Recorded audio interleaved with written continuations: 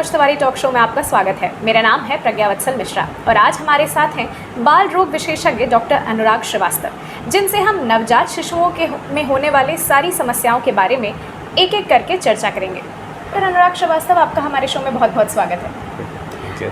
सबसे पहले तो मैं ये जानना चाहूँगी कि आपके पास सबसे ज़्यादा आम समस्याएँ क्या आती हैं जब नवजात शिशुओं की बात की जाए? नवजात शिशु में देखिए ऐसा है, कुछ चीज़ें बहुत इम्पॉर्टेंट होती हैं। पहला तो जैसे नवजात शिशु जब पैदा हो रहा है तो कोशिश ये होनी चाहिए कि इंस्टीट्यूट डिलीवरी होनी चाहिए।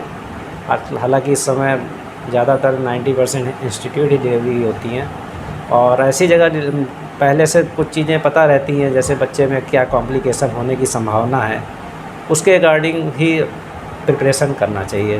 जैसे अगर बच्चा समय से पहले पैदा हो रहा है, प्रीमेच्योर अगर बच्चा हो रहा है, तो उसमें कुछ प्रॉब्लम्स आती हैं। उसके लिए ऐसी जगह पर बच्चा डिलीवर होना चाहिए जहाँ पे NICU की सुविधा हो, जिसमें प्रीमेच्योर बच्चे का मैनेजमेंट किया जा सके। अच्छा। या बच्चा कमज़ोर पैदा हो रहा है, हाँ। तो उस हिसाब से वहाँ मैनेजमेंट का प्रबंधन होना चाहिए। अच्छा। या बच्चे में किसी तरह का, जैसे आजकल पहले ही डायग्नोसिस हो जाती है, अल्ट्रासाउंड से पता लग जाता है कि बच्चे में किसी तरह का कोई कॉम्प्लिकेशन तो नहीं है। जी। तो सबसे इम्पॉर्टेंट चीज़ है कि बच्चा कहाँ पैदा हो रहा है, उसका इमीडिएट मैनेजमेंट। कैसे? क्योंकि हाँ, बच्चा जब भी डिलीवरी होती है, या नॉर्मल हो या ऑपरेशन से हो, बच्चे को तुरंत रोना चाहिए, है ना। जब बच्चा तुरंत रोता है तो बच्चे को ब्रेन में ऑक्सीजन मिलती है, अदरवाइज़ उसमें ब्रेन में डैमेज हो सकता है। तो अगर बच्चा इंस्टीट्यूट में हो रहा है, अगर वहाँ पे बाल रोग विशेषज्ञ हैं, ज़्यादातर आजकल रहते ही हैं, तो उसमें जो फर्स्ट मिनट होता है वो गोल्डन मिनट बोला जाता है। अच्छा। उस पहले मिनट में ही उसका बच्चे का मैनेजमेंट किया जाता है। अगर बच्चा पैदा होने के बाद नहीं रोया या देर से रोया या उसको और कोई कॉम्प्लिकेशन है, तो उसका मैनेजमेंट तुरंत किया जाता है। क्योंकि अगर पहले 1-2 मिनट में अगर मैनेजमेंट नहीं हुआ तो फिर वो लाइफ टाइम बच्चे में प्रॉब्लम हो जाएगी। अच्छा। इसी के साथ मैं अब ये भी जानना चाहूँगी कि पहले 6 महीने में किसी माँ को सबसे ज़्यादा किन बातों का ध्यान रखना चाहिए अपने बच्चे को संभालने के लिए? देखिए, जैसे हम प्रैक्टिस में देखते हैं कि बच्चे का जो टेम्परेचर होता है वो बहुत सेंसिटिव होता है। बच्चे को टेम्परेचर एक ऑप्टिमल टेम्परेचर में रखना चाहिए। अच्छा। जैसे अगर जाड़े के दिनों में बच्चा पैदा हो रहा है तो उसको ठंड से बचाना है। हाँ। और ठंड से खैर सभी लोग बचाते हैं, लेकिन एक मिथ है, जैसे खासकर से हमारे विलेज एरिया में, कि बच्चे को बिल्कुल ढक के रखते हैं, बंद रखते हैं, तो गर्मियों में बड़ी समस्या होती है। हमारे पास बच्चे आते हैं 104 डिग्री टेम्परेचर, 105 डिग्री टेम्परेचर हो गया। तो पता लगा बच्चे को वो ना हवा में रख रहे हैं, ना पंखे में रख रहे हैं, बंद कमरे में रखते हैं कि हवा ना लगे। तो एक ये बहुत बड़ी समस्या है। ये जानकारी सबको होनी चाहिए कि बच्चे अपना टेम्परेचर मेंटेन नहीं कर पाते हैं। अच्छा। अगर उनको ठंडे में रखा जाएगा तो बच्चों में ठंडे हो जाएंगे और उसकी वजह से उनमें कॉम्प्लिकेशन हो जाता है, हाइपोथर्मिया हो जाती है और उसकी वजह से बच्चों में दिक्कत आती है। या अगर बच्चे को बहुत गर्म में रखा गया, अच्छा। नहीं वेंटिलेशन प्रॉपर है, तो बच्चे को फीवर बहुत तेज़ हो जाएगा, उसका टेम्परेचर बहुत ज़्यादा हो जाएगा, हाइपरथर्मिया हो जाएगा और उससे बच्चे को ब्रेन में भी डैमेज हो सकता है। अच्छा। तो एक बहुत इम्पॉर्टेंट चीज़ है कि बच्चे का टेम्परेचर मेंटेन रखना है। अच्छा, तो जैसा कि आपने सर अभी टेम्परेचर की बात की, तो मैं आपसे ये भी जानना चाहूँगी कि अगर मान लीजिए किसी बच्चे को फीवर जैसा कुछ हो जाता है, तो उससे मतलब क्या हमारी ही वाली मतलब आम दवाइयाँ दी जाती हैं या कोई और तरह की दवाइयाँ? देखिए, सबसे पहले तो बच्चे को दवा से पहले तो उसका टेम्परेचर, आपका जो रूम टेम्परेचर है उसको मेंटेन करना है। बच्चे को ठंडे में रखना है, बच्चे को गीले कपड़े से पोंछना है। उसके बाद दवा, बच्चों का ड्रॉप, पैरास्टामोल ड्रॉप ही आता है, वही दिया जाता है। उसके साथ फिर देखना पड़ता है कि बच्चे में केवल टेम्परेचर इन्वायरमेंट की वजह से बढ़ा है या कोई और वजह है, कोई बच्चे में इन्फेक्शन है, या अगर इन्फेक्शन वगैरह है तो उसके हिसाब से फिर दवा दी जाती है। अदरवाइज़ 90% चांस रहता है कि बच्चे को अगर आप प्रॉपर टेम्परेचर में रखेंगे तो वो मेंटेन कर लेगा अपना टेम्परेचर। अच्छा, तो मतलब दवाइयाँ देना उतना इम्पोर्टेंट नहीं है, ज़रूरी है कि आप नेचुरल तरीक़ों से उस टेम्परेचर को डाउन करने की कोशिश करें। हाँ। अच्छा, सर कई बार सुनने में ये भी आता है कि बच्चों को जन्म के वक्त कई सारी चोटें लग जाती हैं या कोई और वजह से उनको कई सारी प्रॉब्लम्स हो जाती हैं, तो इन हाई रिस्क वाले जो बच्चे हैं, इनमें क्या सावधानियाँ बरतनी चाहिए? जैसा मैंने बताया ना कि बच्चे पहले ही एक तो डायग्नोस हो जाता है कि बच्चे में कोई कॉम्प्लिकेशन होने की चांस तो नहीं है।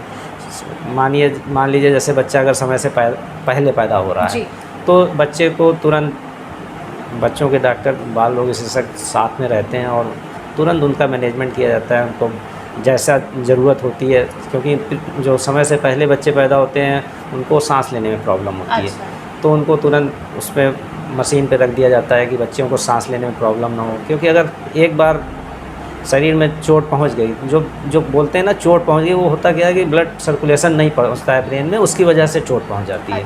और एक बार अगर ब्रेन में चोट पहुंच गई तो बच्चा फिर ज़िंदगी भर के लिए मेंटली रिटार्डेड हो जाएगा, या उस अपना डेवलपमेंट सेरेब्रल पैल्सी जिसको बोलते हैं वो हो जाती है। अच्छा। तो इसलिए पैदा होने के तुरंत बाद बच्चे का मैनेजमेंट बहुत इम्पॉर्टेंट है।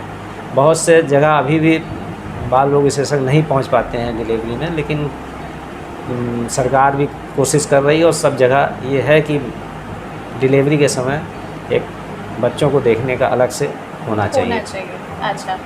सर, ये भी माना जाता है कि नवजात शिशुओं में जॉन्डिस एक आम समस्या है। जी जी। इसके लिए आप कुछ बता सकते हैं कि क्या सावधानियां बरतनी चाहिए कि ये ना हो, और अगर हो चुका है तो फिर कैसे इसका मैनेजमेंट किया जाए? देखिए, हर नवजात शिशु को पीलिया होता है जन्म के बाद। अच्छा। वो नॉर्मल पीलिया होता है जो कि बच्चे का लीवर वगैरह मैच्योर नहीं होता है और कारणों से होता है। उसमें आपको कोई प्रिकॉशन पहले से नहीं लेना है, बस ये है कि आपको एक ऑब्जर्वेशन करना है कि पीलिया बढ़ रहा है कि नहीं।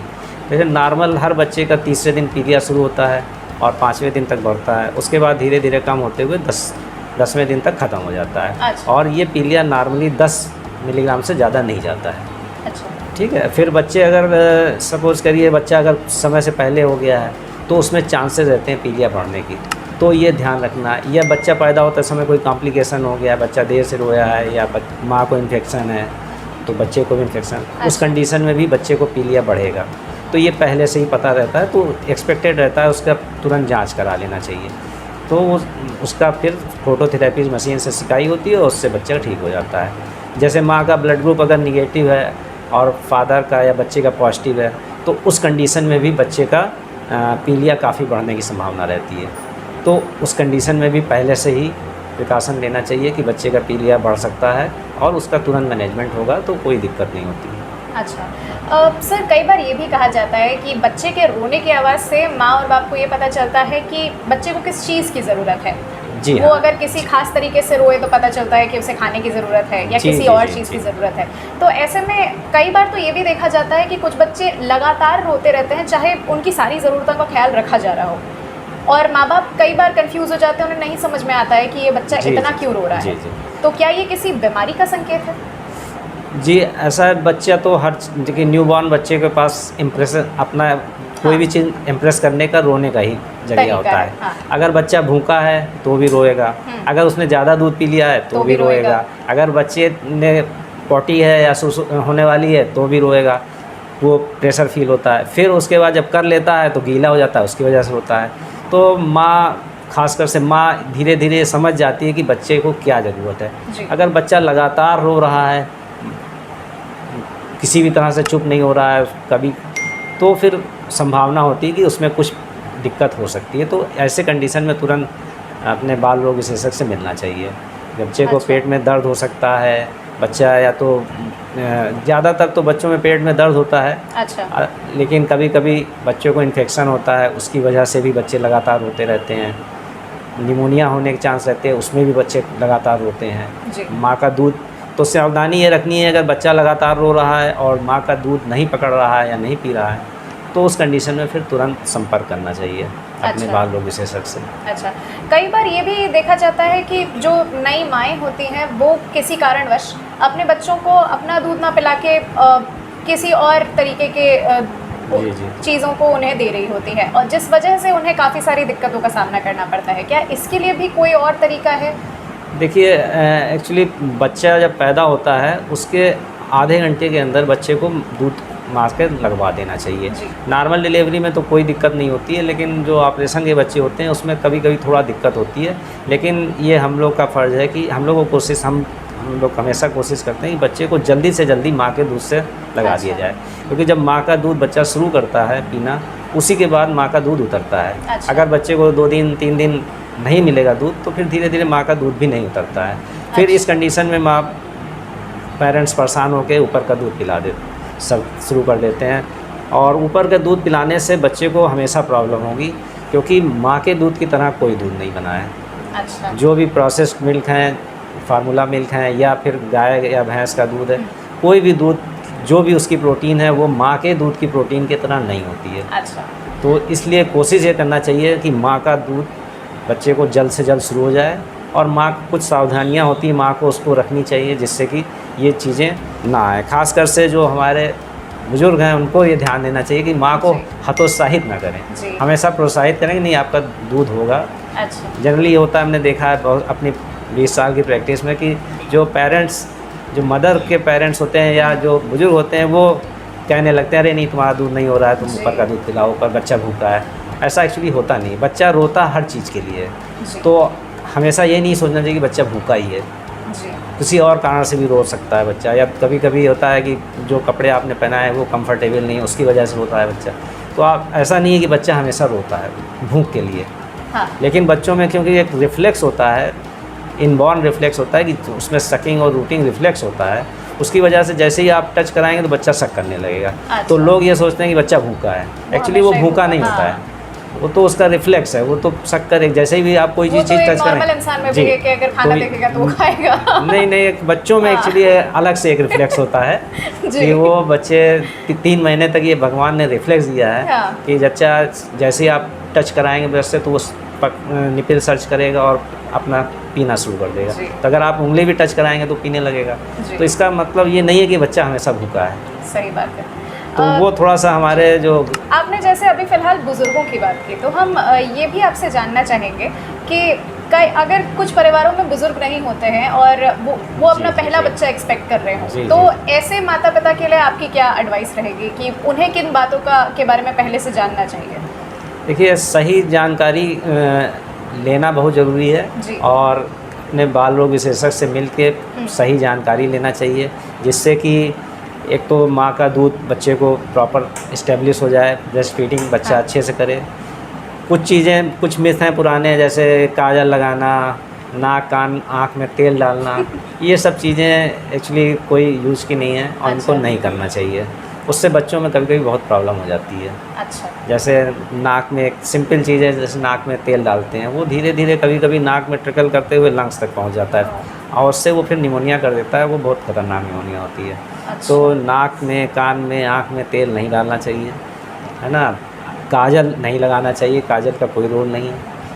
और पहले तो बहुत चीज़ें और भी होती थी, अब वो चीज़ें कुछ कम हो गई हैं, लेकिन फिर भी जैसे कार्ड है, नाक काटने के बाद उसमें ज़्यादातर कुछ नहीं लगाना चाहिए, एंटीसेप्टिक क्रीम लगा सकते हैं, लोशन।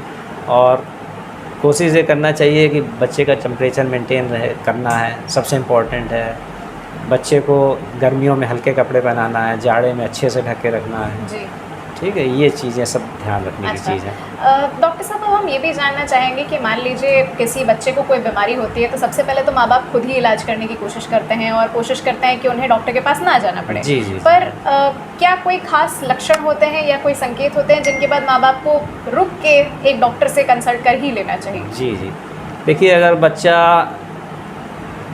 दूध नहीं पी रहा है या दूध कम पी रहा है, नहीं पकड़ रहा है दूध माँ का, तो वो कंडीशन में तुरंत मिलना चाहिए, क्योंकि हो सकता है बच्चे को कोई गंभीर बीमारी का संकेत है। या बच्चे का टेम्परेचर नहीं मेंटेन हो रहा है, टेम्परेचर बहुत कम रह रहा है, या बहुत ज़्यादा उसको फीवर हो रहा है, उस कंडीशन में बच्चों में एक्चुअली दवा इस तरह नहीं लेनी चाहिए, बिना परामर्श के नहीं लेना चाहिए।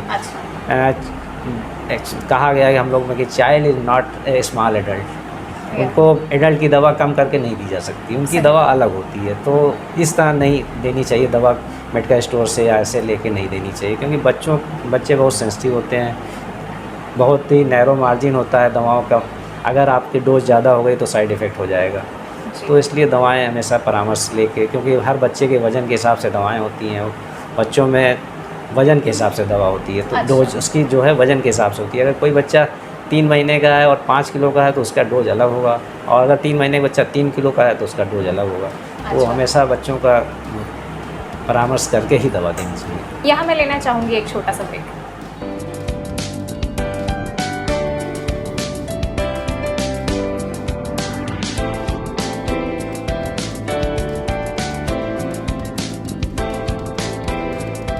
ब्रेक के बाद आपका स्वागत है।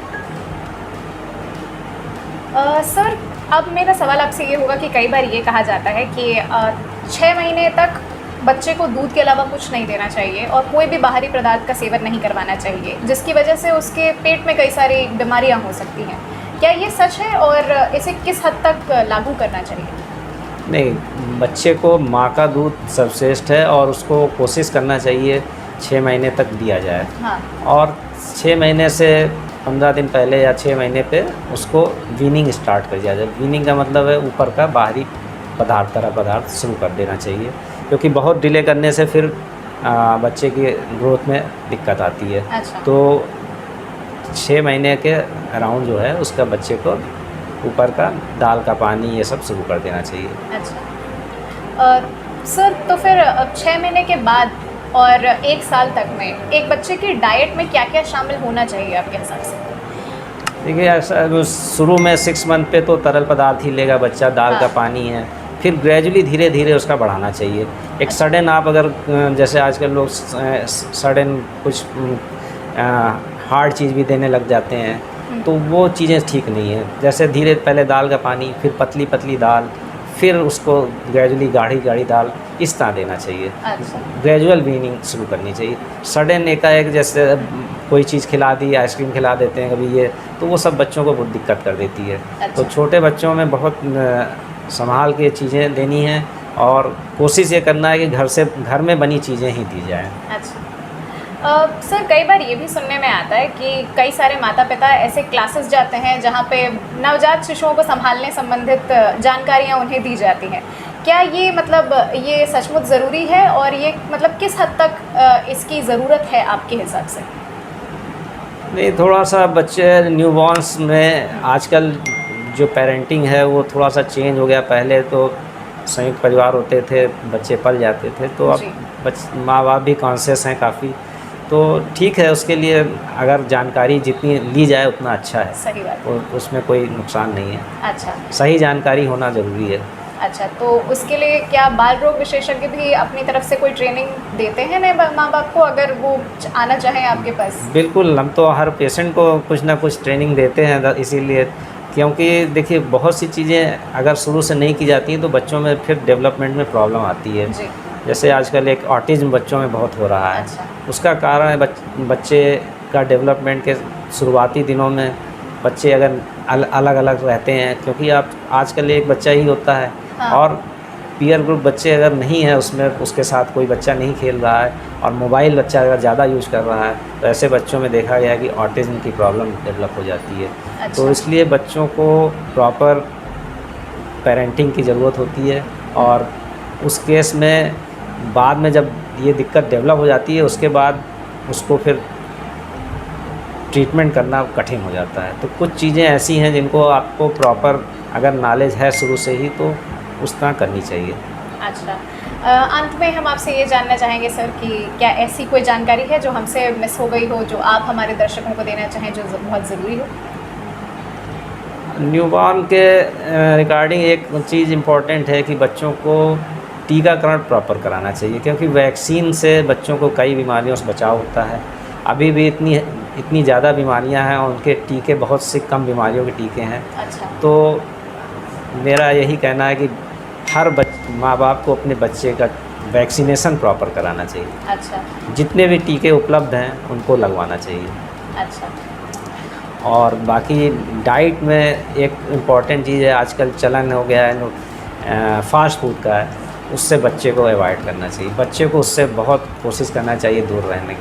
अच्छा। क्योंकि फास्ट फूड जो है वो बच्चों के लिए बहुत नुकसानदेह है। अच्छा। इसी के साथ डॉक्टर अनुराग श्रीवास्तव, आपका हमारे शो में हिस्सा लेने के लिए बहुत बहुत धन्यवाद। Thank you. तो जैसा कि आपने देखा, हमारे साथ थे बाल रोग विशेषज्ञ डॉक्टर अनुराग श्रीवास्तव, जिन्होंने हमसे नवजात शिशुओं के स्वास्थ्य संबंधी सारे ही पहलुओं पर काफ़ी अच्छी चर्चा की। ऐसे ही कई दिग्गजों से आपकी मुलाकात हम कराते रहेंगे। देखते रहिए Manoj Tiwari health talk show. इजाज़त दीजिए मुझे, यानी कि प्रज्ञा वत्सल मिश्रा को।